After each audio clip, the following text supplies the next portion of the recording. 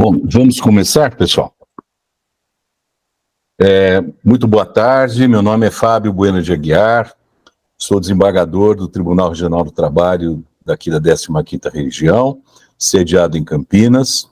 Estou acompanhado, e muito bem acompanhado, da juíza Marina de Siqueira Ferreira Zirbinati, também juíza do trabalho aqui do nosso Tribunal da 15ª Região, e dizemos, né, afirmamos que é um prazer, uma grande honra, uma enorme satisfação estar aqui com vocês, ainda que virtualmente, para lhes passar alguns conceitos que são bastante importantes sobre o tema que nós vamos enfrentar, que é o tema trabalho seguro. Fazendo uma introdução, talvez a maior parte de vocês tenha já participado desse programa, que se chama TJC, é um programa foi criado pela Associação Nacional dos Magistrados do Tribunal Regional do Trabalho, da 15ª Região, a associação é uma associação nacional dos magistrados, né, fica em Brasília.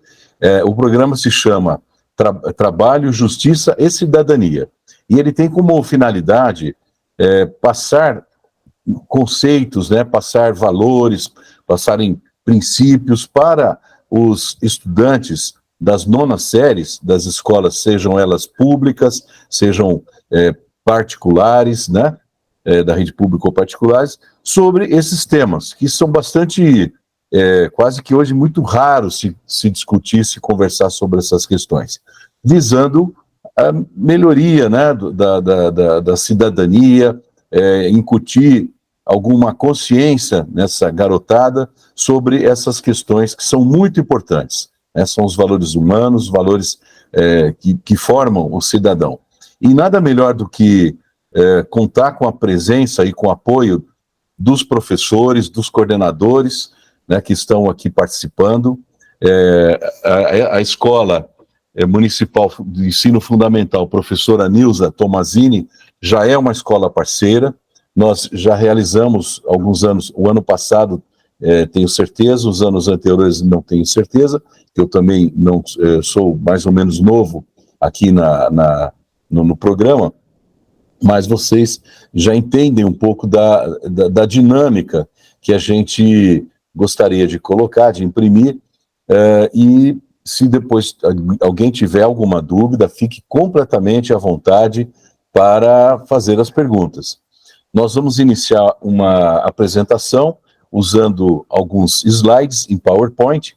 Fica muito mais fácil, fica muito mais didático até, para que vocês tenham documentado, né, tenham materializado um pouco dos conceitos que nós vamos falar aqui.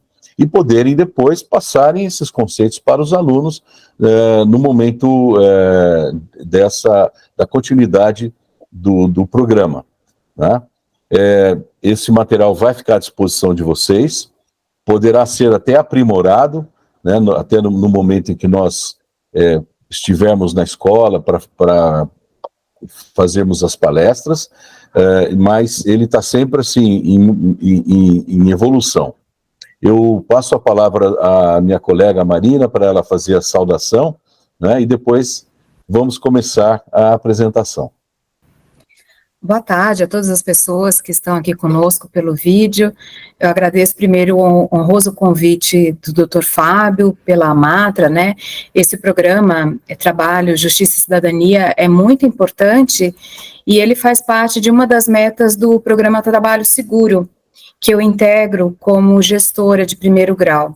Eu sou juíza da 3ª Vara de Campinas, eu sou juíza há bastante tempo, são quase 28 anos, né? Atuo substituindo no tribunal, aqui com o Dr. Fábio, e fui nomeada gestora no final do ano passado. Esse programa, ele foi criado em 2012, e depois eu falo mais sobre o programa para os professores, mas a intenção é justamente levar esse conhecimento do que seja o trabalho seguro, noções de trabalho decente, e fazer essa aproximação do judiciário com a sociedade e especialmente com os professores, que são os formadores dos nossos jovens. E isso é o que visa principalmente o programa da ANAMATRA, e a nossa AMATRA aqui executando. Obrigada, doutor Fábio. Perfeito. Eu solicito, né, o representante ou a representante da escola, se ela puder sinalizar o seu nome, falar alguma manifestação, fique totalmente à vontade.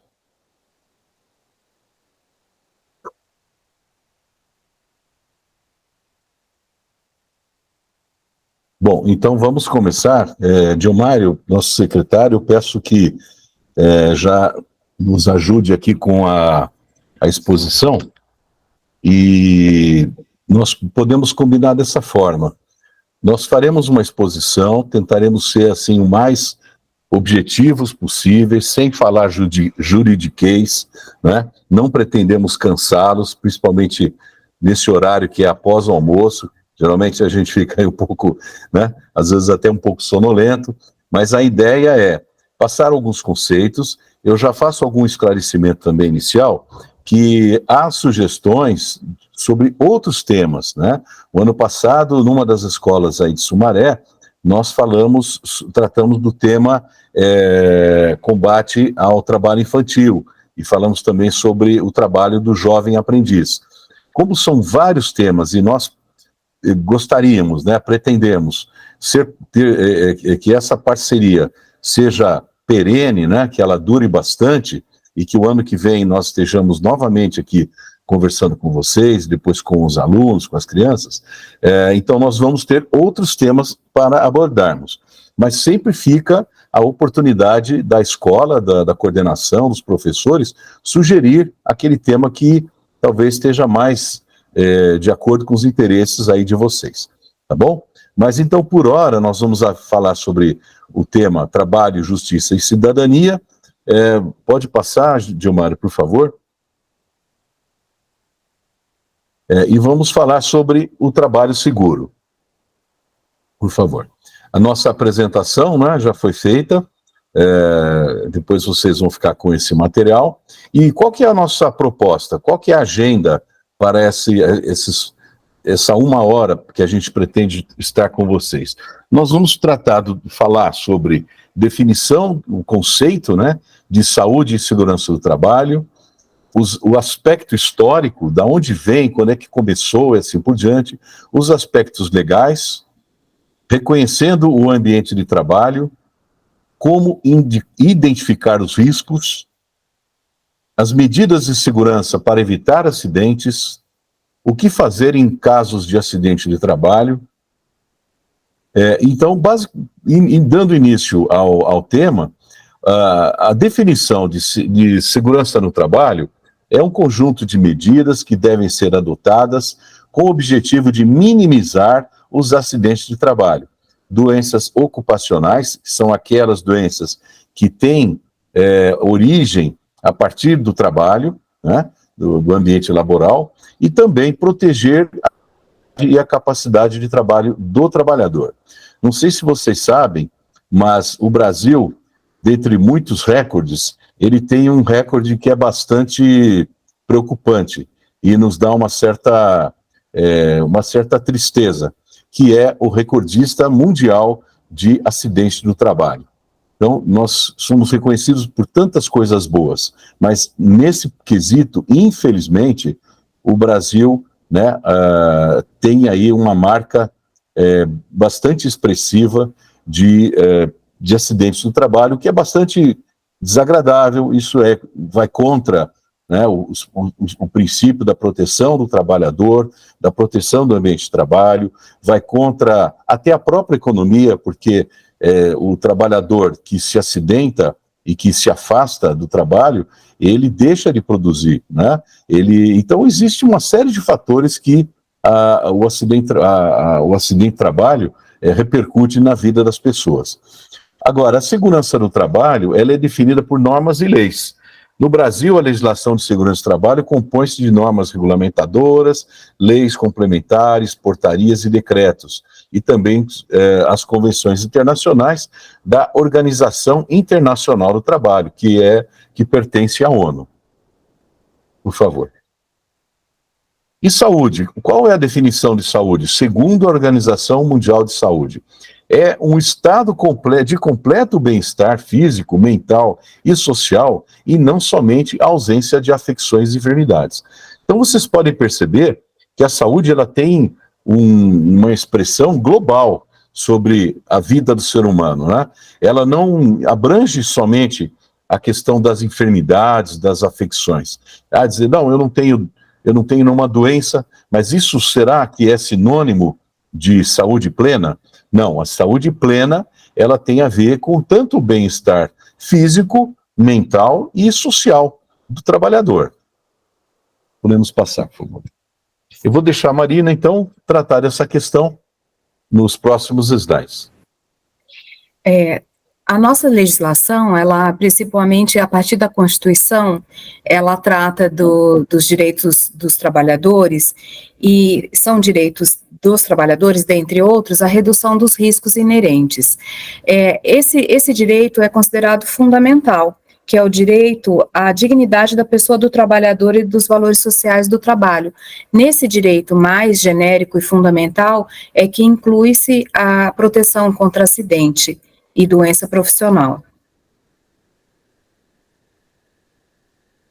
Nós temos também as normas da CLT, que são mais específicas, e as portarias que criam as normas regulamentadoras, que são basicamente as que tratam de todas as coisas técnicas do ambiente de trabalho. São muitas normas, né? 36 normas regulamentadoras. Aqui, ao longo da apresentação, nós vamos falar da NR6, mais para frente. Isso. Aqui, nos riscos do trabalho, eles sedimentaram as cores, né, para representar os físicos, pela cor verde, a cor vermelha os químicos, marrom os biológicos, amarelos ergonômicos e azul os acidentes típicos. Aqui tem uma tabela que está pequenininha, mas vai ficar disponível para vocês todos, né? Os tipos de risco dentro das classificações dos grupos de 1 a 4. E o acidente, ele ocorre no exercício do trabalho, né? E ele pode provocar uma lesão corporal ou a morte, e tem também a espécie do gênero doença, que ela é mais, assim, tênue e pode vir desde um transtorno mental até as doenças, né, de ortopedia, perda auditiva, né, e elas são tratadas, né, a legislação é essa Lei 8.213, que é a que nos baseamos para fazer os julgamentos.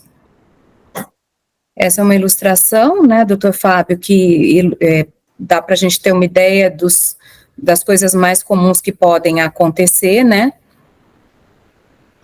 Eu só faço um parênteses, né? Eu advoguei muito tempo antes de me tornar magistrado, e ao longo desses 31 anos, 32 anos de advocacia, obviamente eu me deparei com processos trabalhistas, né? Processos judiciais, e tratavam que tinham como objeto a questão do acidente de trabalho.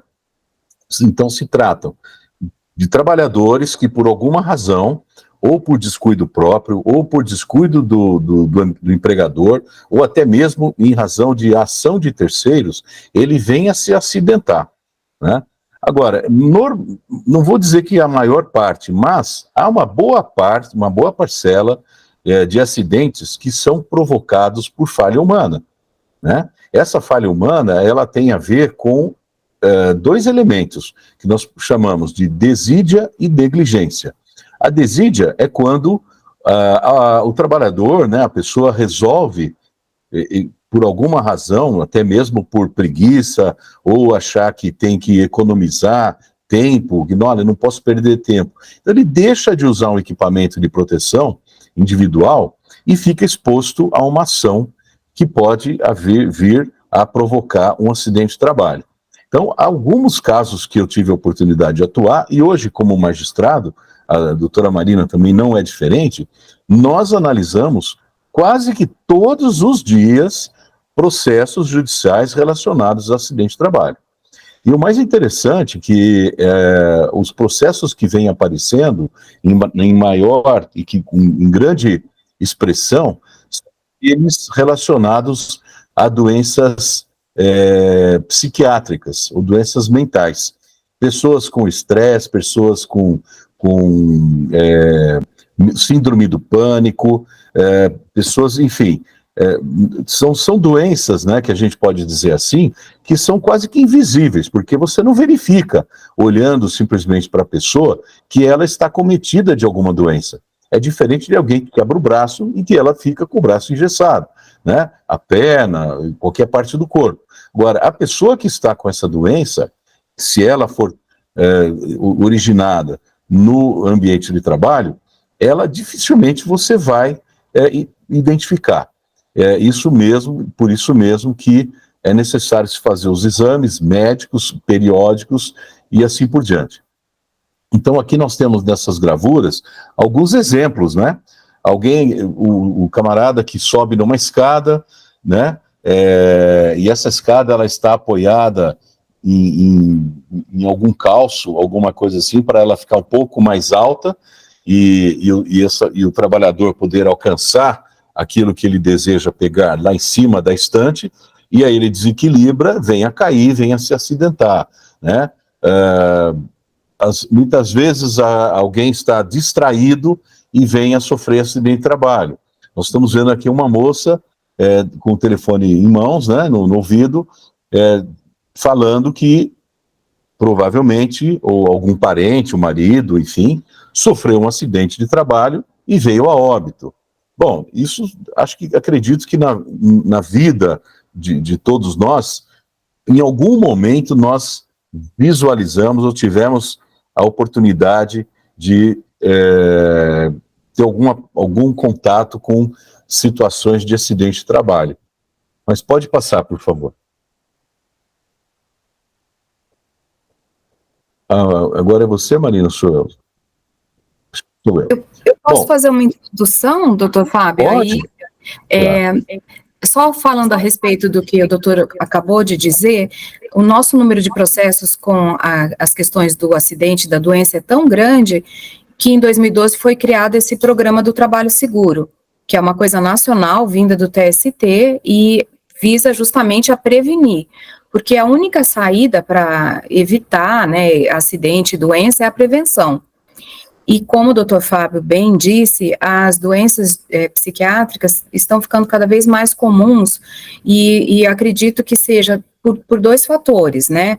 Primeiro, porque as formas de trabalho mudaram, né? Principalmente depois da pandemia, em que a forma como as pessoas se relacionam e trabalham ficou muito tênue a linha que separa o que é lazer, o que é trabalho, e também, por outro lado, o estigma das doenças psiquiátricas acabou diminuindo, ainda bem. Então, as pessoas acabam tendo mais noção de que elas estão doentes, porque muitas vezes o empregado não sabe que está doente.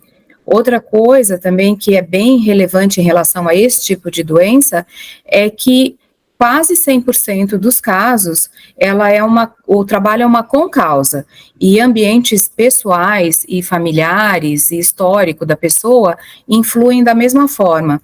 E aí a necessidade de ter um bom profissional de confiança do juiz que possa fazer um laudo, fazendo toda a anamnese, que é uma perícia mais demorada do que as outras, porque para poder fechar o diagnóstico de que a causa daquela doença psiquiátrica é também o trabalho e poder firmar qual o tipo de concausa, se é leve, se é moderada, ou se é forte, né, na participação do trabalho, tem que ser um perito que tenha pelo menos uma especialização nessa área, né, da perícia médica, né, que é uma boa especialidade para os médicos que pretendem trabalhar com o judiciário. Doutor Fábio, agora a palavra para o senhor. Não, obrigado. Bom, existem doenças que não são, vamos dizer, propriamente consideradas doenças acidente de trabalho, mas elas se equiparam a acidente de trabalho. E aqui nós temos dois exemplos, a doença profissional e a doença do trabalho. A doença profissional ela é definida como aquela que é produzida ou desencadeada no exercício do trabalho, peculiar a determinada situação, né? Por exemplo, o saturnismo. Não sei se vocês já ouviram falar dessa palavra, né? É uma intoxicação provocada pelo chumbo. E a silicose é o contato que o trabalhador tem com o elemento sílica. E essas situações estão... o trabalhador que está exposto a isso, muitas vezes nem tem conhecimento de que ele adquiriu esse contato, né? Que ele foi intoxicado.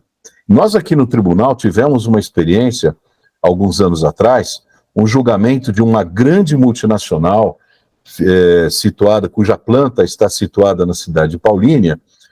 Antigamente se chamava Shell, e depois a BASF comprou o sítio industrial deles. O que ocorreu? Em razão de vários vazamentos, né, de infiltrações que aconteceram durante anos, né, inclusive chegando a contaminar o lençol freático, contaminar questões ambientais mesmo, né? O elemento mais importante de todo esse meio ambiente, que é o ser humano, foi contaminado. Então nós tivemos aparições de sinais de que essas pessoas estavam intoxicadas, né? Na pele, no estômago, algumas adquiriram doenças crônicas, câncer, chegou-se a verificar, infelizmente chegou-se a verificar óbitos, e o nosso tribunal ele teve a capacidade, né, teve o poder de não só condenar essa empresa a ressarcir, né, a pagar os danos materiais que aquelas pessoas tiveram, porque gastaram com médico, porque muitas delas ficaram incapacitadas de trabalhar, né, ainda que tivessem muito tempo, né, de vida para continuar trabalhando, né, mas houve casos em que pessoas acabaram tendo filhos com sequelas, com sinais dessa contaminação. Então, o nosso tribunal assegurou, inclusive, às gerações futuras, o direito a essa indenização. E também, obviamente, uma indenização por dano moral, porque toda a sociedade foi prejudicada em razão dessa ação que a empresa acabou perpetrando, né? E o que é doença do trabalho? Doença do trabalho é aquela que foi adquirida ou desencadeada em funções de condições especiais que o trabalho é realizado. Por exemplo, disacusia é a surdez em trabalho realizado em local extremamente ruidoso. A LER, que hoje nem se chama mais LER, chama-se DOR, né? DOR. É uma lesão por esforços repetitivos. Pessoas que, ao longo do trabalho, ao longo de uma vida na empresa, eles começam a trabalhar completamente íntegros, mas quando eles deixam a empresa, depois de muito tempo, eles estão praticamente aleijados.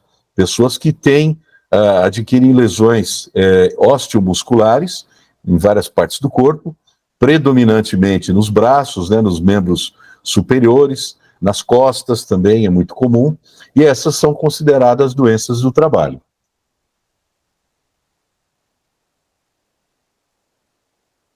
Bom, o que são atos inseguros? Atos inseguros são as maneiras como as pessoas se expõem, seja de forma consciente, seja de forma inconsciente, aos riscos de acidentes.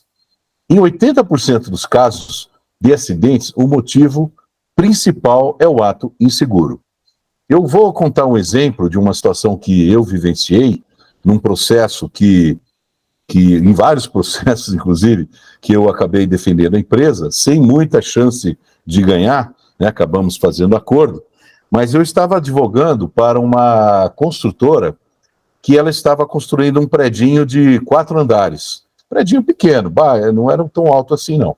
E justamente naquela fase da obra, em que o alicerce já está todo pronto, né, estão começando a fazer os acabamentos, eles estavam utilizando uma espécie de uma roldana, enfim, em que ele colocava, tinha uma corda, e para içar o cimento ou ou a ferramenta, ou, enfim, o material que deveria chegar até o segundo ou terceiro andar, eles acabavam, o funcionário ele tinha um controle, né, era um controle elétrico, né, como se fosse um controle, não é um controle remoto, mas é um controle, né, que estava acoplado nessa máquina, isso é uma espécie de guindaste, vamos dizer assim, e então ele acionava o comando e o material era içado e levado até o segundo, o terceiro andar, de acordo com a necessidade de quem estava lá executando a obra. O que aconteceu, gente? Isso que eu vou contar para vocês parece surreal, mas o colega de trabalho simplesmente achou engraçado, achou bacana, achou legal, e ele pediu para o colega que estava manipulando, manuseando, né, controlando a máquina, que içasse esse trabalhador no cinto de segurança que estava acoplado na roupa dele, no uniforme dele. Então, é aquele cinto que pega praticamente toda a parte aqui do superior do corpo, e ele começou a subir justamente içando esse trabalhador até chegar lá em cima, e faz isso uma vez, fez isso duas vezes. Bom, não ia dar certo, né? Vocês podem imaginar que o controlador se atrapalhou e ele perdeu o controle e o trabalhador foi içado até o final lá da rondana, lá em cima, onde se desprendeu, né? Houve lá um esgarçamento do cinto e ele caiu de uma altura de 9 metros de altura. Um rapaz de 21 anos de idade. Então, senhores imaginam, entra com ação trabalhista, ele entra e vai dizer que o empregador foi o responsável por esse acidente, quando na verdade nós sabemos que não foi o empregador, foi uma culpa do empregado. Por quê? Porque ele abriu mão de uma condição segura por uma condição insegura. Ele utilizou de forma errada, totalmente inadequada, uma ferramenta, né, uma máquina, para algum tipo de brincadeira. Bom, mas não precisa dizer que ele chegou na sala de audiência praticamente tetraplégico, e isso sensibiliza bastante, e eu recomendei à empresa que fizesse um acordo. Mas essa é uma situação, vocês não fazem ideia de quantas outras acontecem todos os dias. E, obviamente, existem muitas situações que a culpa é do empregador, que não fornece o equipamento, que não oferece condições seguras de trabalho. Mas pode passar, por favor, Dilmar. Vamos falar aqui de alguns exemplos de ato inseguro. Deixar materiais espalhados pelo corredor. Por que é um ato inseguro? Porque alguém vai tropeçar e vai escorregar e vai cair, e vai se acidentar. Operar máquinas e equipamentos sem habilitação. Né? O carro é um equipamento de trabalho, se ele está sendo utilizado em razão do trabalho. E se o camarada não tem habilitação, ele está trabalhando de forma insegura. Distrair-se e realizar brincadeiras durante o trabalho. Eu acabei de citar um exemplo. Utilizar ferramentas inadequadas. É aquela coisa, pega uma ferramenta para fazer uma gambiarra, para ver se ele consegue o resultado que ele espera e acaba se acidentando. Manusear, misturar, utilizar produtos químicos sem conhecimento. Também é um exemplo. Trabalhar sob efeito de álcool ou drogas. Essa é uma questão muito sensível mesmo, porque em alguns momentos nós estamos lidando com pessoas que são adictas, né? São pessoas doentes, e essa doença é reconhecida pela Previdência Social. Mas não se pode admitir que uma pessoa embriagada ou sob ação de entorpecentes vá trabalhar, primeiramente por quê? Porque ela própria está correndo risco de morte. Em segundo lugar, ela está expondo todo o ambiente dela ao risco de acidente, aos colegas, aos equipamentos, a terceiros e assim por diante. Usar ar comprimido para realizar limpeza em uniforme no próprio corpo. Gente, isso acontece. Carregar peso superior ao recomendado ou de modo a dificultar a visão. E acho que tem mais uma, não, é somente essa. Por favor, Marina, pode... Então, como dizia o desembargador Fábio, a condição insegura, ela é uma combinação de 3 fatores. Ela pode ser o ato exclusivo da vítima, né, que são esses casos que a gente acabou de mencionar, pode ser uma condição insegura do ambiente mesmo, ou as duas coisas juntas. E é na análise de cada caso que a gente vai aferir o que aconteceu. Um exemplo que a gente estava discutindo ontem, de um colega aqui do tribunal, era um trabalhador experiente que a prova oral demonstrou que ele tinha o treinamento, porém, no dia do acidente, ele estava dirigindo, operando um Bobcat, aquele tratorzinho, sem o cinto de segurança. O equipamento, ele não funciona sem o cinto, mas para driblar essa segurança do equipamento, o empregado sentou em cima do cinto de segurança, simulando que estivesse usando.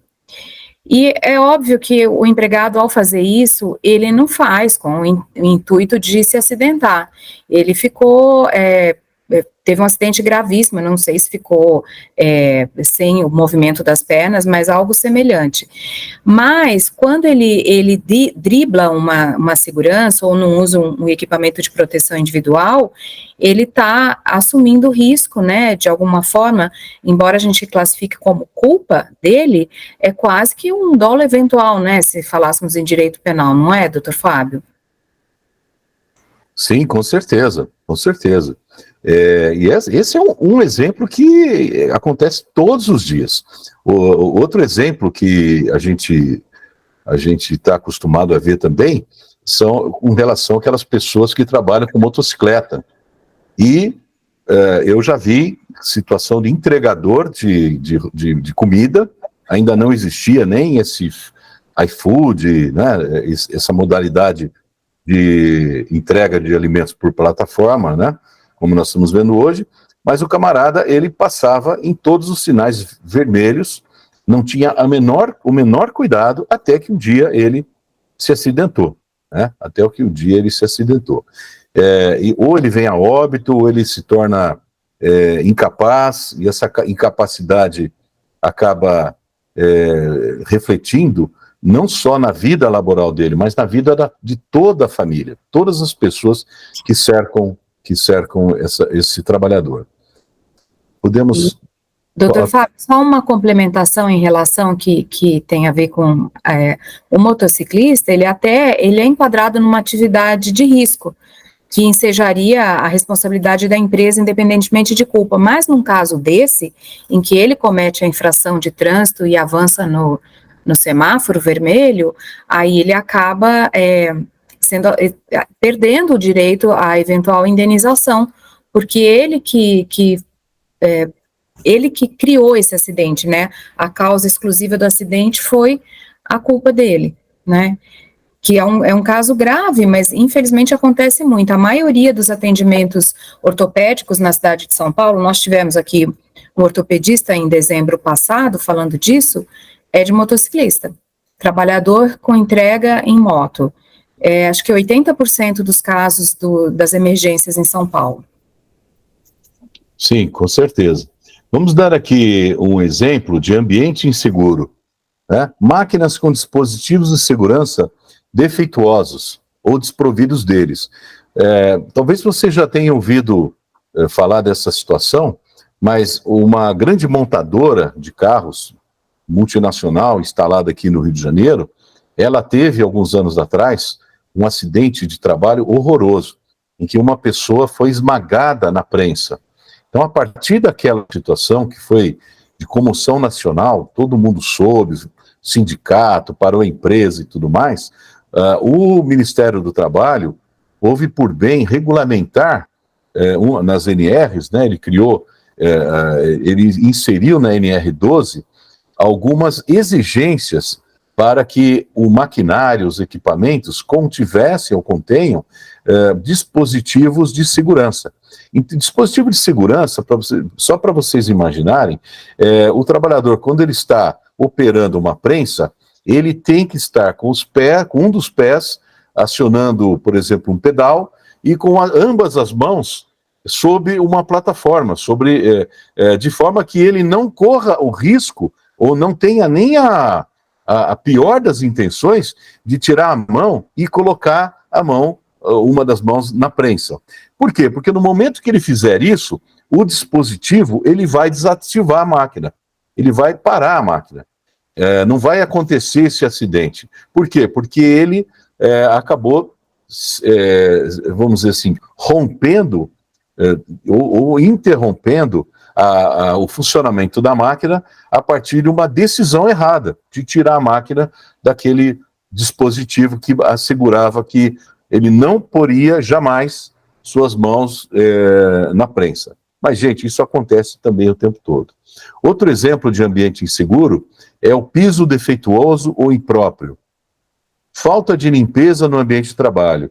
Limpeza também é um fator de insegurança no trabalho. Porque nós sabemos que você pode escorregar, né? Isso acontece muito em restaurantes, algumas cozinhas industriais, em que há sujidade, que a gente chama, né? Deixa-se, por exemplo, vazar óleo, né? Óleo comestível, né? Óleo de alimento, e cair no chão, na bancada, no fogão e assim por diante, e o trabalhador vem e escorrega. Ou então ele está fazendo um alimento, né, um pastel, por exemplo, fritando um pastel na escumadeira, e ele, por um ato inseguro, acontece da panela virar sobre o corpo dele e ele se queimar totalmente. Mais um exemplo de trabalho inseguro. Iluminação imprópria ou inadequada também. Vocês podem imaginar que trabalhar no escuro ou naquele breu, isso pode causar problemas, acidentes. Extintor descarregado ou com válvula ou com carga vencida, também há um exemplo de ambiente inseguro. Falta de proteção em máquinas e equipamentos, nós já falamos agora há pouco. Deficiência do maquinário ferramental. Muitas vezes se utiliza maquinário ou ferramental antigo, ultrapassado, que ele não tem a menor condição de uso, e isso pode provocar acidente de trabalho. Passagens perigosas, né? Aquela pessoa que trabalha na construção civil, e ele, ao invés de utilizar uma rampa, né, uma passagem em que tenha o guarda-corpo, o cinto, que a gente chama de cinto da vida, né, quando é aquele cinto que é acoplado no cinto de segurança e evita que ele caia de alturas, né? Então, ele prefere passear no andaime e acaba caindo. Eu não contei isso para a doutora Marina, mas não tem jeito, vou contar os meus causos aí no tempo da advocacia. Eu fui advogado de um grande shopping aqui na região de Campinas, e eles estavam construindo uma estrutura metálica para servir de uma espécie de telhado, numa área do shopping que era uma área aberta.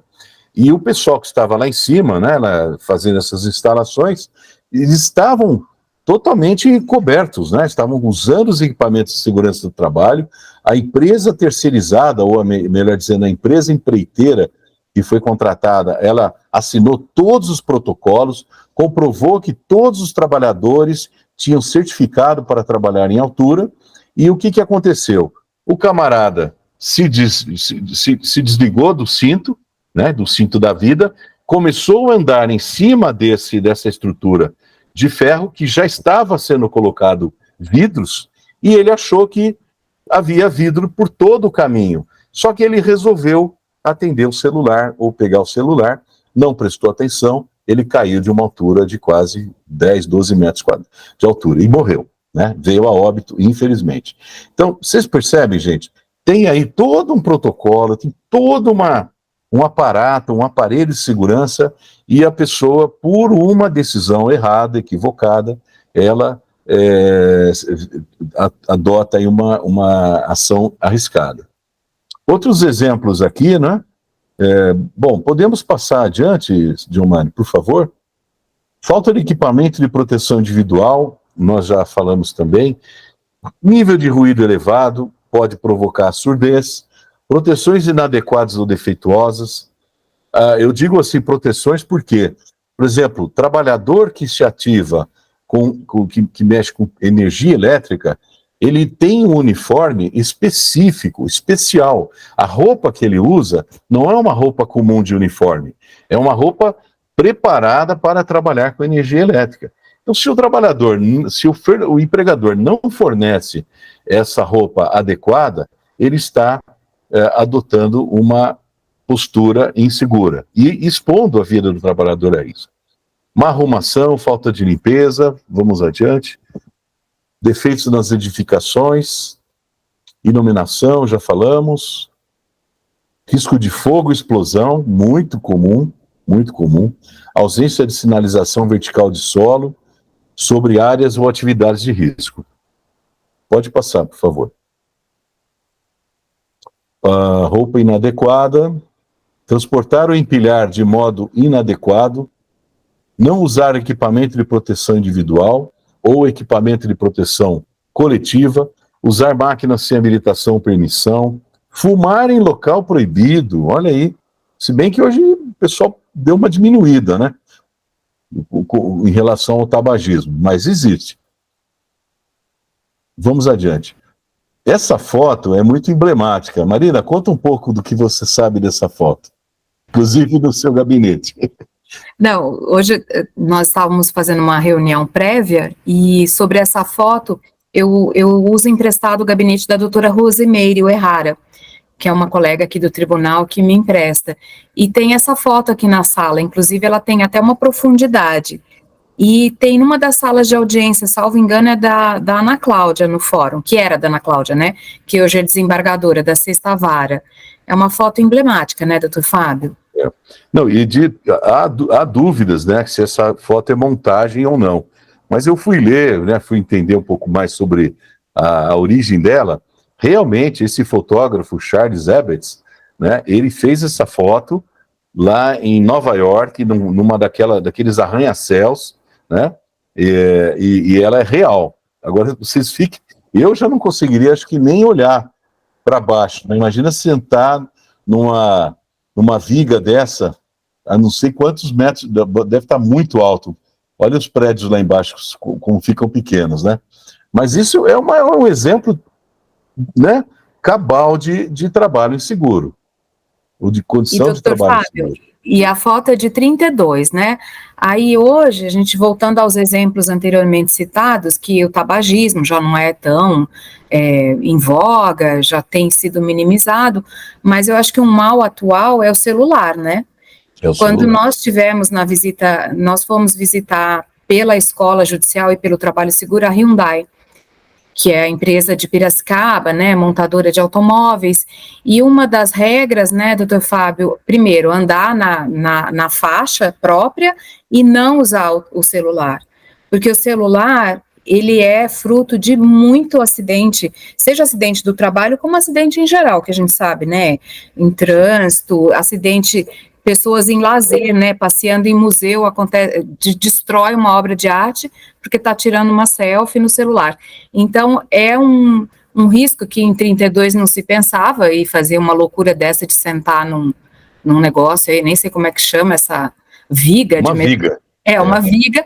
Agora, hoje, o mal atual é o celular, né, que as pessoas não desgrudam, né. Não, e a gente andando pelas ruas é muito... fácil de ver, até entregador de comida que se utiliza de bicicleta, eu não sei como ele consegue, mas ele está, né, tá pilotando lá a bicicleta, está conduzindo a bicicleta e olhando, respondendo o WhatsApp. Isso acontece no trânsito, né, as pessoas param no semáforo, outras até andando. Elas não, bom, eu não vou dizer que eu nunca fiz isso, né, seria até... uma mentira. Não posso fazer, não devo fazer, mas muitas vezes acontece, infelizmente. Mas vamos lá. Olha aí, o Reginaldo está colaborando. Da sala de aula, falar, deve ser. Isso aí isso já é um problema que nós temos também referente ao aprendizado dos nossos alunos, né, dos educandos, né. esse aparelho ali tira a atenção deles, eles não concentram, se deixar eles ficam jogando dentro da sala de aula, ou então conversando. Hoje estava conversando com a mãe, e a mãe já sabe que temos a norma de não atender o celular dentro da sala de aula, né? Então esse é um problema que não é só na questão da área de trabalho não, mas é que envolve o aprendizado também, né? É um problema muito, muito grande, né? É muito sério. Infelizmente, né? É muito sério. Mas vamos lá. Bom, você quer falar um pouquinho, Marina? Então, eu vou falar dessa parte do fator pessoal de segurança, que é o desajuste físico, emocional, mental, falta de conhecimento ou experiência que leva o indivíduo a praticar o ato inseguro e criar condições inseguras. E aí faz parte também do histórico pessoal de cada um, né? Mas eu acho que nesse público que nós estamos falando, dos professores, a parte da falta de conhecimento passa pela educação, que as pessoas que estão trabalhando hoje tiveram, né, quando estavam na escola, né, nesse período antes de ingressar no mercado de trabalho, e a educação em geral, como o próprio professor Reginaldo mencionou, a casa, né, a família do aluno também tem que colaborar. A educação, eu acho que é a parte mais abrangente de tudo, né, doutor Fábio, porque a pessoa que tem conhecimento dessas normas de segurança, ela acaba preservando melhor a própria saúde e integridade física, né, porque ela sabe que, por mais desconforto que cause um óculos, um capacete, uma roupa que esquenta, ela sabe que, usando isso, ela vai evitar, né, sequela, morte e esse tipo de acidente. Então, era isso que eu tinha para falar sobre os fatores pessoais de segurança, né?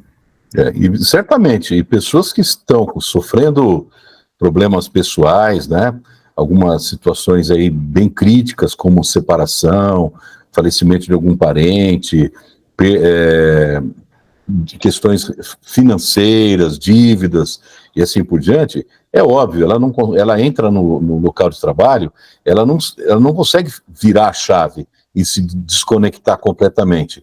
Então, todos esses fatores acabam interferindo, né, no trabalho do empregado. Por quê? Porque tira a atenção, ele acaba se distraindo, ele acaba abrindo mão de alguma postura segura em razão de todas essas situações que estão acometendo a cabeça dele, né? Podemos ir. Exemplos, né? A Marina, conta pra gente o que você... Olha, recentemente nós também tivemos, acho que, não, o doutor não foi na Hyundai, foi na Azul.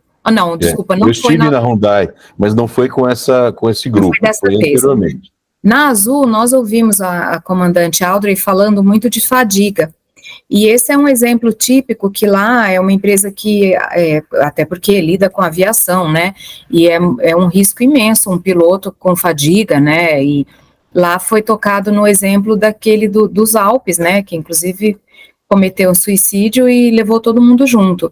Mas a fadiga, ela é um desajuste emocional e físico, né, daquele empregado que está no limite dele.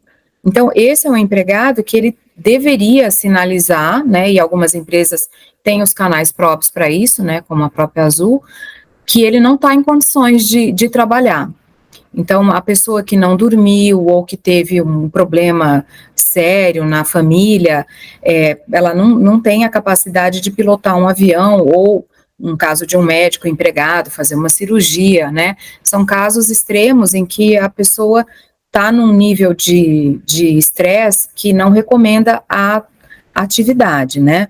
E essa questão da fadiga, ela passa também pelos motoristas de ônibus, de caminhão, que muitas vezes, por jornadas, assim, exaustivas, ou por quando não tem o controle de jornada, quererem auferir mais ganhos, né, trabalhando mais horas, eles acabam, além de se expondo a risco, expor todos, né, da estrada ao mesmo risco, às vezes ingerem substância também para ficar acordados, depois ingerem outras para outra, e fica uma bola de neve de substância química que tira totalmente o alerta e a capacidade de dirigir daquela pessoa e expõe a riscos. Não, você falou muito bem, viu? A jornada de trabalho de um transportador de cargas, muitas vezes chega a trabalhar 17 horas no dia, né? O camarada sai aqui de São Paulo, tem uma carga para entregar lá em Fortaleza, e ele quer chegar rápido para depois carregar o caminhão de novo e trazer a carga de volta, porque aí depois ele vai usufruir de algum tipo de compensação, de folga, de descanso. Então, o cara vai embora, e acaba fazendo uso do famoso rebite, né? E isso expõe não só a risco a sua própria vida, mas a vida de nós todos. Porque todos nós aqui, de um momento ou outro, acabamos pegando alguma rodovia para fazer alguma viagem, seja ela de curta duração, de longa duração, mas nós nos deparamos com situações de total falta de cautela, total insegurança causada por alguns motoristas de caminhão ou de ônibus. E a gente entende que tem aí uma responsabilidade do trabalhador que tomou uma decisão errada, uma decisão insegura, mas também eles podem ser frutos de uma pressão, de uma exigência de cumprimento de produtividade que acaba deixando ele exposto. E nós temos outros exemplos aí, não é, relacionados à ausência, né, de especialização, desajuste físico, emocional, pessoas que têm algum tipo de deficiência visual, auditiva, fadiga, depressão, isso tudo que a doutora Marina falou muito bem. Você continua, Marina? Para evitar o ato inseguro, precisa conhecer bem o trabalho e estar sempre alerta. E se tiver dúvida na execução, procurar uma orientação com a chefia imediata. É muito comum, às vezes, o empregado achar que sabe ou ter vergonha de perguntar e acabar fazendo da cabeça dele, e aí é que mora o perigo, né? E onde houver riscos, há sempre o EPI específico recomendado pela segurança do trabalho. E usar da forma correta, né? Porque tem as especificações. Nunca improvisar, que é a famosa gambiarra, né? Uhum. Não brincar em serviço, que é aquele exemplo que o Dr. Fábio falou, né, do andaime, e o acidente realmente ocorre onde a prevenção falhou. E não é muito difícil de ver também empregados que foram recém-contratados para trabalhar numa determinada empresa e que vão operar um determinado equipamento ou máquina e que com poucos dias, às vezes semanas de trabalho, ele é indicado, né, ele é designado para cobrir a falta ou a folga ou até as férias de um outro trabalhador, sendo que não houve tempo de ele aprender como lidar com aquele equipamento, como trabalhar em cima daquela máquina. Então ele não tem conhecimento completo e acontecem os acidentes de trabalho por total falta de perícia. Nós temos também, no momento em que acontece o acidente de trabalho, há uma obrigatoriedade da empresa abrir o chamado CAT, que é o Comunicado de Acidente de Trabalho. Esse CAT, ele é endereçado ao Ministério do Trabalho e Previdência Social, né? Ele vai para a Previdência Social, ele tem toda uma exigências, vários requisitos que existem, a descrição do acidente, como foi, quando foi, aonde foi, né? Se ele estava usando equipamento, e o trabalhador, uma vez considerado acidentado do trabalho, ele acaba se afastando para se recuperar, quando consegue, né, quando é possível, ou ele se afasta imediatamente e muitas vezes não retorna ao trabalho.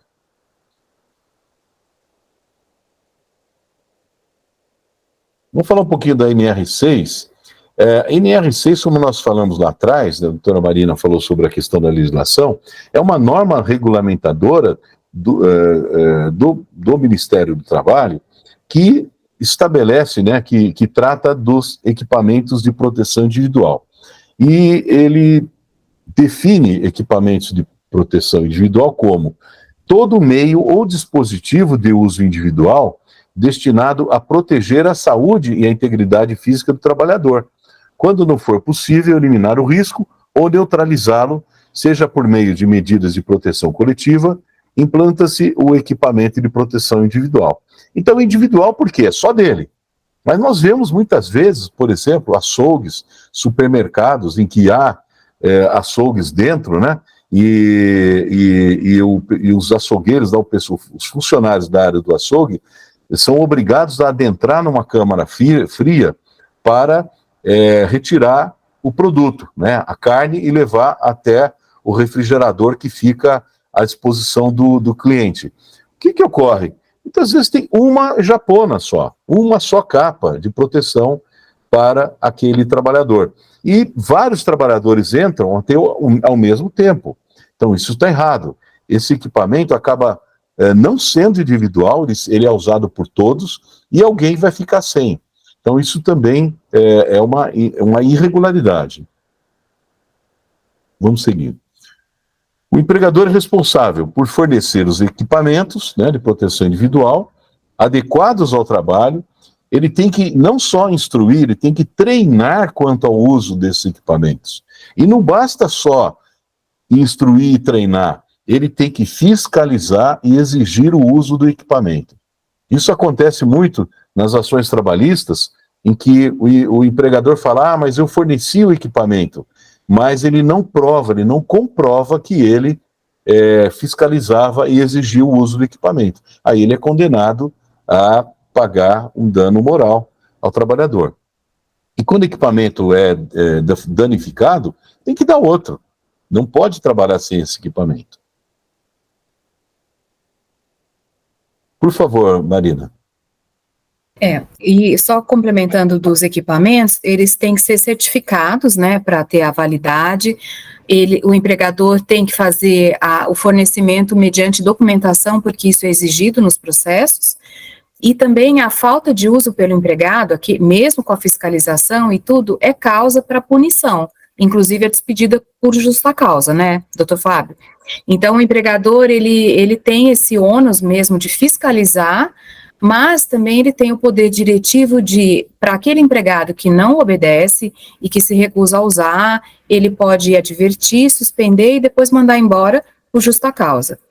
Os EPIs, eles podem ser para o crânio, capacetes, bonés, gorros e redes, para o rosto, que é o protetor facial, óculos de segurança, ampla visão para o soldador, para os olhos, os ouvidos com protetor auricular, tipo inserção ou concha, o tronco com aventais e vestimentas especiais, aparelho respiratório com máscaras e respiradores, mangas e aventais e mangotes para os braços, as mãos com luvas, pernas e perneiras, os pés com os calçados próprios, proteção contra quedas com cinturões tipo paraquedistas.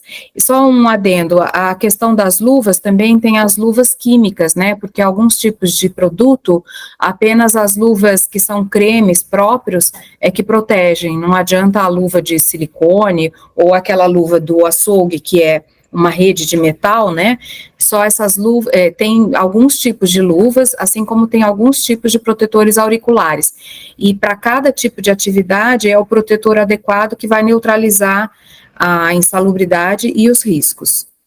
E aqui tem os exemplos, né, das figuras dos protetores. Sim, e você sabe, Marina, que acontece, isso é muito comum também, e alguns trabalhadores que trabalham em açougue, corte de carne, usam aquelas facas enormes, né, afiadas, eles têm, né, o empregador é obrigado a fornecer aquela luva com uma espécie de trama, né, uma trama metálica, e é de aço, ela é uma luva de aço. Aquela trama toda é a prova de corte. E acontece que o camarada, ele é teimoso, ele diz, não, isso me tira a sensibilidade, eu não consigo manusear direito a carne, eu vou tirar a luva. E tira a luva, gente. E acontece recorrentemente dele perder parte dos dedos, das mãos, né? E fica com uma sequela para o resto da vida. Assim como tem alguns que não são equipamentos propriamente dito, mas algumas regras de segurança, eu me lembro em São Roque, onde eu fui titular quase 10 anos, uma moça que trabalhava numa empresa que fazia embalagens de saladas, e a regra era prender os cabelos e usar touca. E ela num determinado dia, ela deixou um rabo de cavalo, assim, saindo da touca, e ela foi escalpelada pela máquina. Ela perdeu metade do couro cabeludo aqui e ficou totalmente deformada, assim, um dano estético gravíssimo, né? Mas ela também, daí deu culpa concorrente, né? Porque, na verdade, também faltou um pouco da fiscalização, mas ela acabou não fazendo o jeito certo de arrumar o cabelo, porque não era uma questão estética nessa empresa. A questão do cabelo curto ou preso era uma questão de segurança, né? Muito bom, excelente exemplo.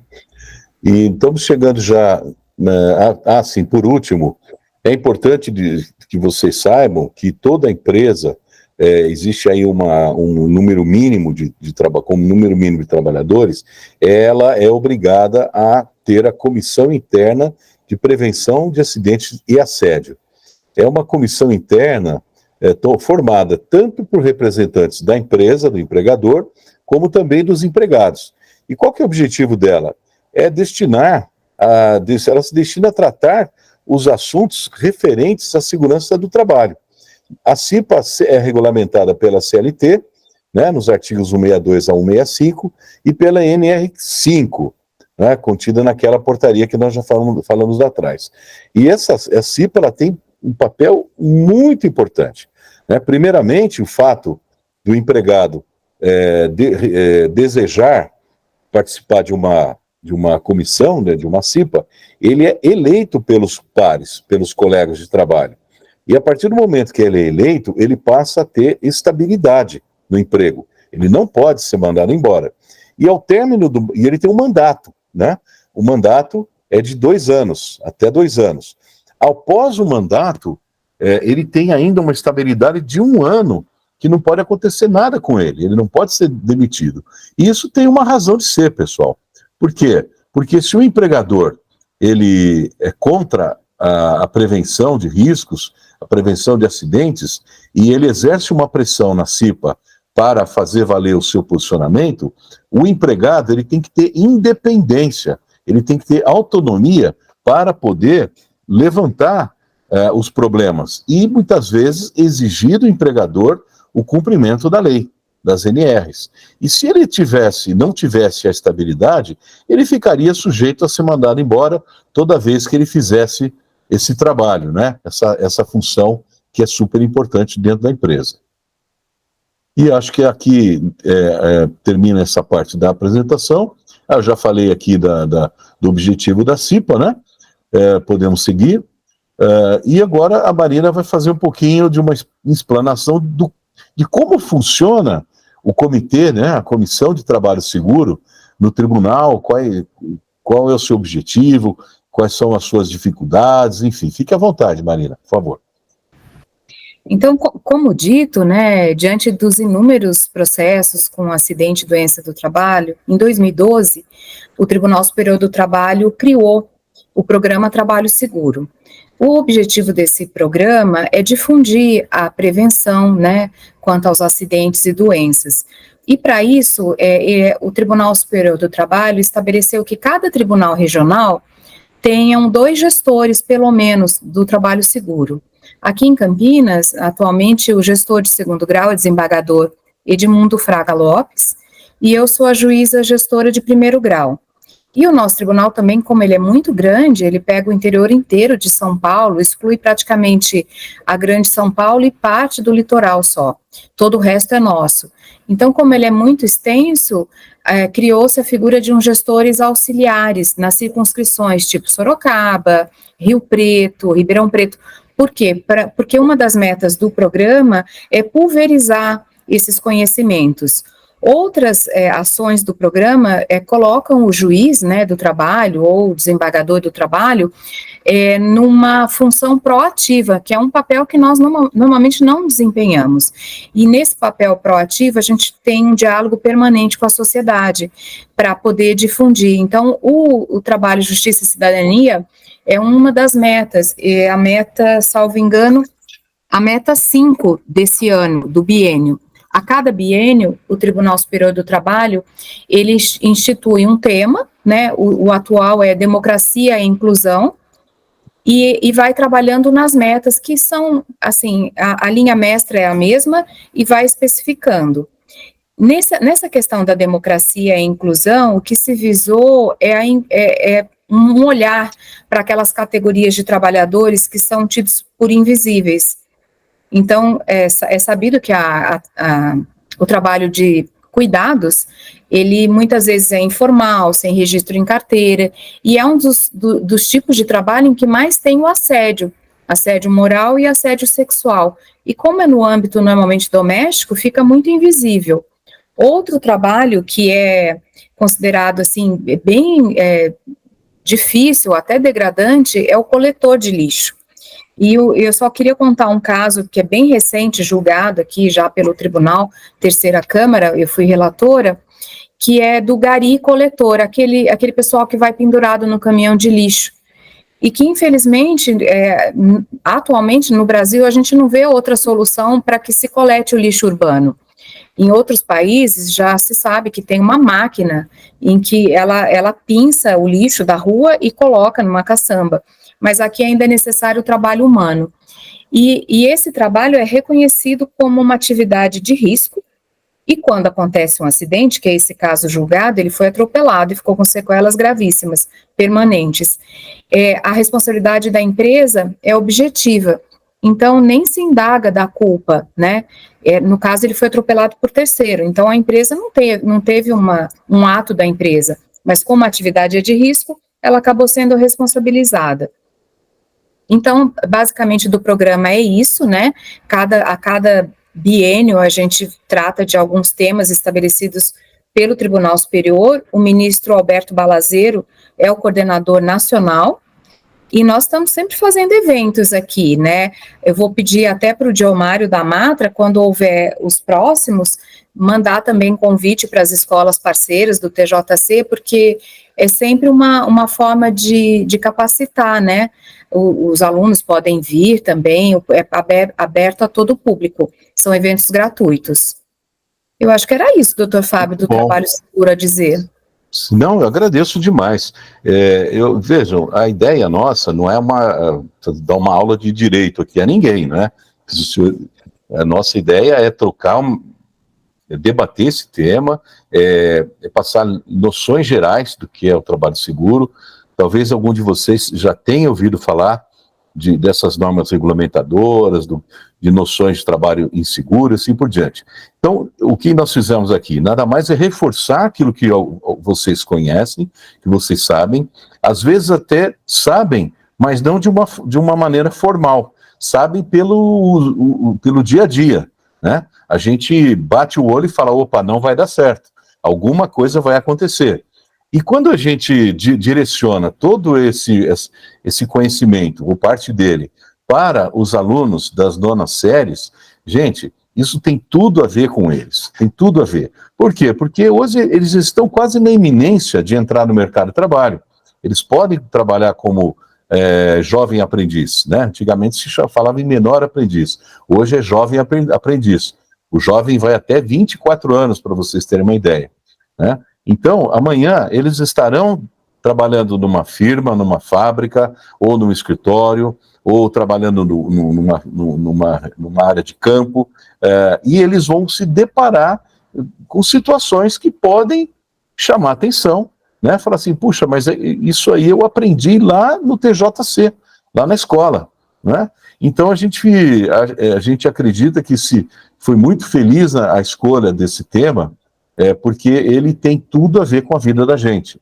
E se os adolescentes, né, meninos, meninas, ainda não têm essa oportunidade de ter o contato com o mundo do trabalho, né, pelo menos eles veem os adultos trabalhando. seus pais, né, seus parentes, pessoas mais, né, mais um pouco mais de idade, chegam em casa e contam as coisas como aconteceram lá na empresa, né? Então, gente, eu acho que a gente pode ter, nosso objetivo era contribuir com vocês, passar um pouquinho do conhecimento sobre esse tema. Eu vou só pedir ao Diomário que eu vou dar algumas repassadas em alguns itens da apresentação, para ela ficar bem completa, tá? E vocês vão receber logo em seguida, e nós nos colocamos à inteira disposição, né? Quando esse assunto for tratado em sala de aula, vamos conversar, se tiverem dúvidas, estamos completamente à disposição, tá bom, gente? E agora a gente abre aí pelo menos uns 10, 15 minutos para as perguntas que vocês tiverem. E agradecemos a oportunidade.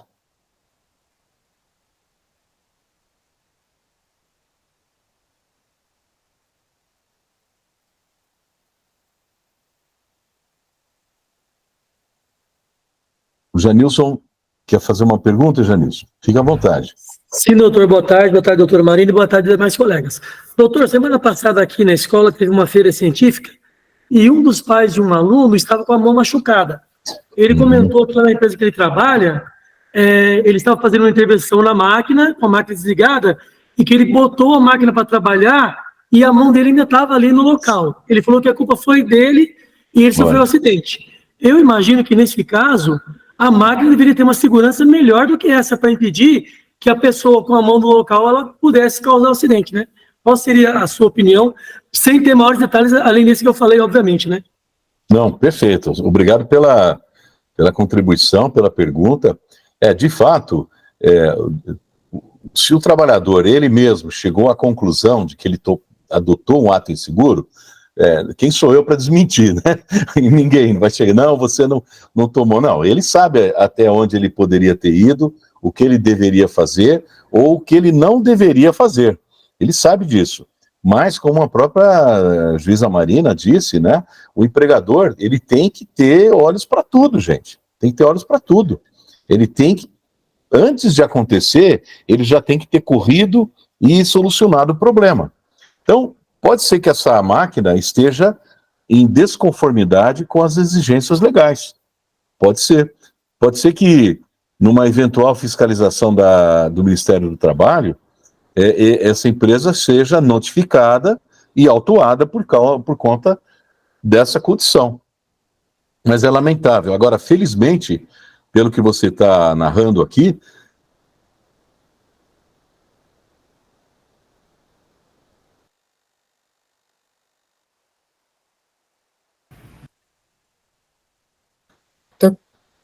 Parece que travou, doutor Fábio. Será que estão todos travados? Diomário, está travado? Não, está tudo bem? Não, deu uma travada aí. Tá bom. Janilson, está ouvindo a gente? Sim. E você sabe dizer se ele sofreu alguma mutilação na mão? Perdeu algum dedo, alguma coisa assim? Graças a Deus foi um corte profundo, mas ele já estava 15 dias se recuperando, né? Não chegou a perder movimento e nem uma outra parte da mão. Que bom, tá vendo? Esse camarada teve sorte mesmo. Alguém mais quer fazer alguma pergunta? Oi, fala, Marina. Às vezes, doutor Fábio, tem algumas empresas que, ao longo do tempo, elas vão aperfeiçoando as máquinas. Eu já peguei processo que, às vezes, na época da perícia, na perícia ambiental, foi visto que aquela máquina que causou um acidente tempos atrás já conta com um equipamento de segurança. Então, nesse caso que o Janilson contou, pode ter sido culpa do empregado, sim, mas fica o alerta para a empresa, como o doutor Fábio falou, para tentar melhorar esse equipamento de proteção, aí para travar a máquina e impedir que, mesmo no caso da limpeza dela, ela acione para machucar o trabalhador, né? Não, perfeito. Alguém já viu alguma situação de risco? Pode contar para a gente?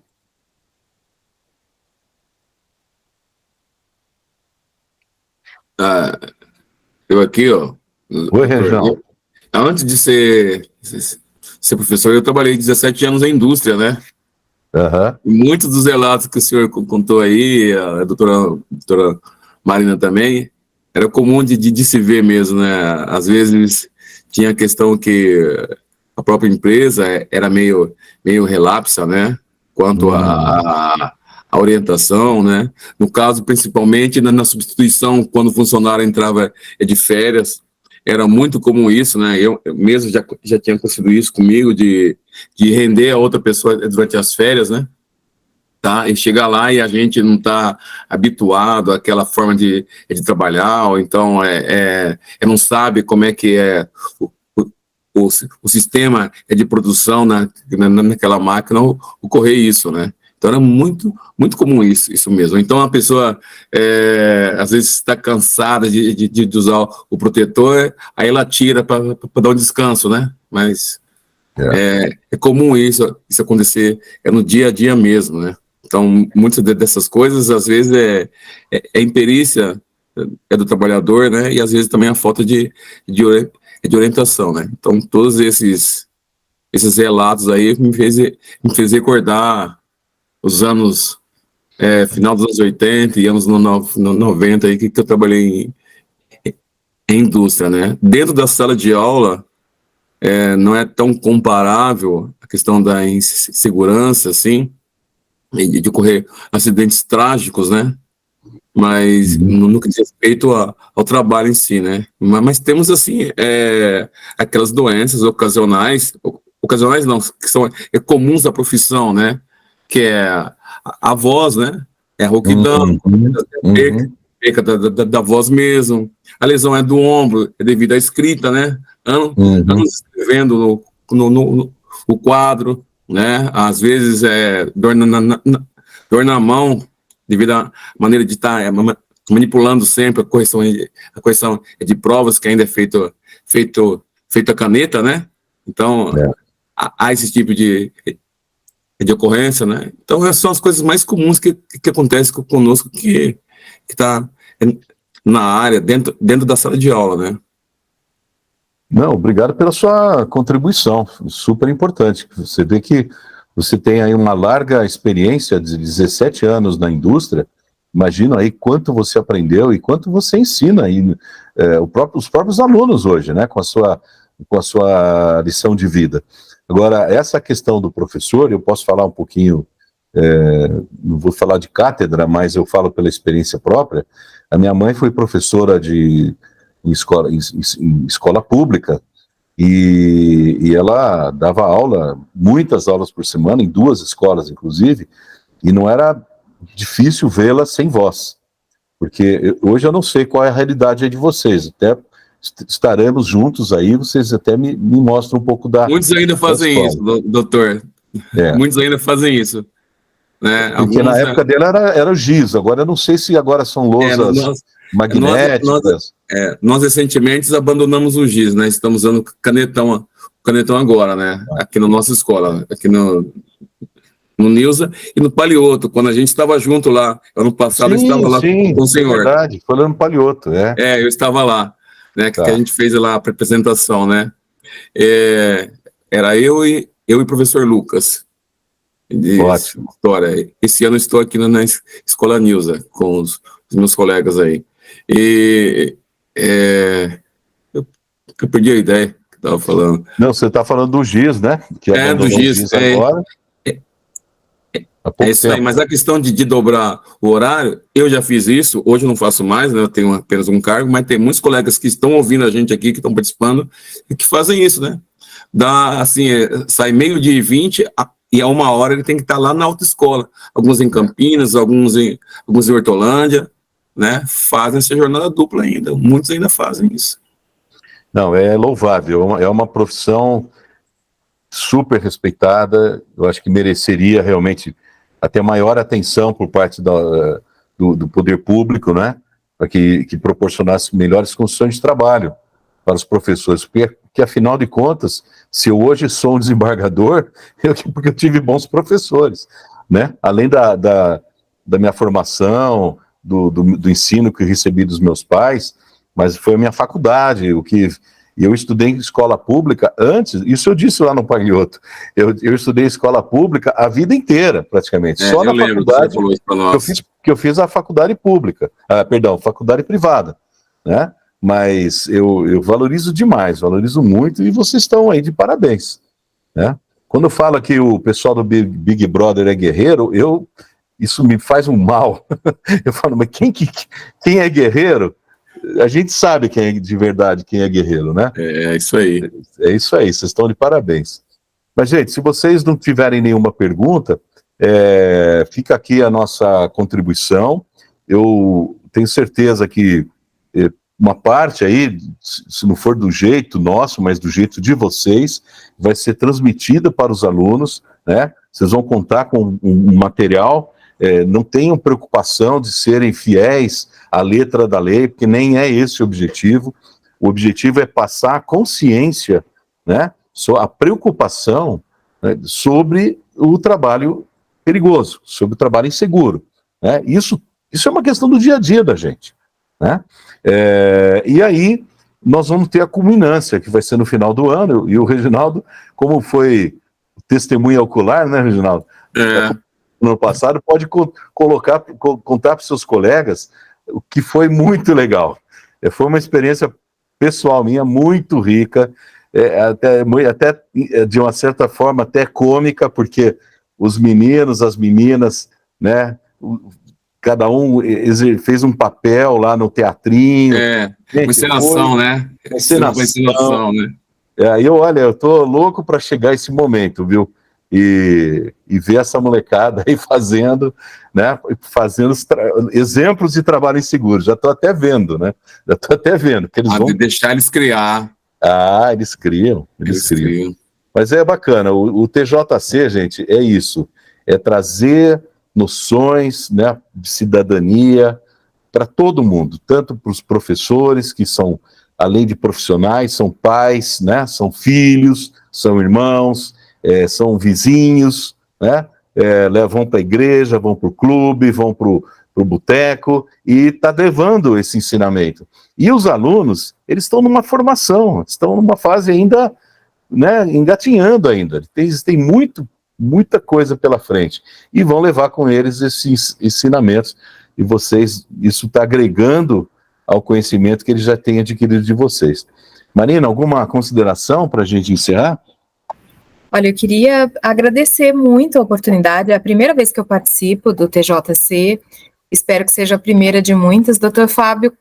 Certeza. Capitaneei aí o projeto, e agradecer a todos que demonstraram interesse, que estiveram conosco, que vocês são guerreiros mesmo, vocês são as pessoas da formação de todos nós, né, e é onde começa tudo, é com os professores da escola, que a gente aprende para seguir as outras carreiras, né, médico, advogado, juiz, mas começa com vocês.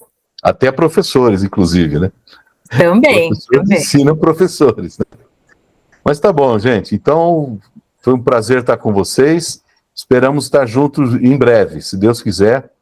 Até o final do ano nós vamos estar juntos. E olha, o nosso contato através do Diomário é contínuo. Por favor, qualquer probleminha, faça um zap, a gente fala, a gente conversa, e já está sendo um sucesso esse nosso trabalho.